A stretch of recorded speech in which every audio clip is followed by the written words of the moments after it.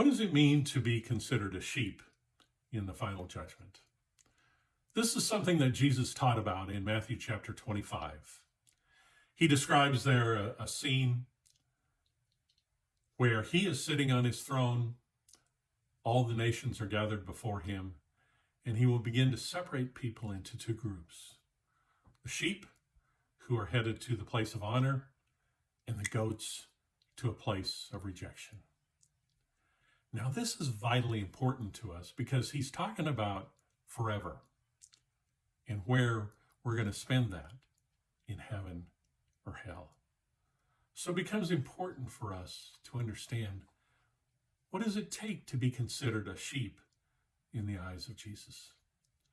Well, he goes on to describe it in this passage. He said that he will tell them, "Come, you who are blessed by my Father. Take your inheritance, the kingdom prepared for you since the creation of the world." And then he describes several things that they had done. He said, "For I was hungry and you gave me something to eat. I was thirsty and you gave me something to drink." He also says that they took care of his needs when he was a stranger, when he needed clothes, when he was sick, and when he was in prison. Now, at first glance, we may consider, well, this is the checklist of what we need to do to get into heaven. But when Jesus describes their reaction to this, we can see that it goes much deeper. Because he says they will answer him, "Lord, when did we see you hungry and feed you, or thirsty and give you something to drink? When did we see you a stranger or needing clothes or being sick or in prison?" And Jesus tells them, "Truly, whatever you did for one of the least of these brothers and sisters of mine, you did for me." So what Jesus is describing is not a checklist to follow, but a change of heart.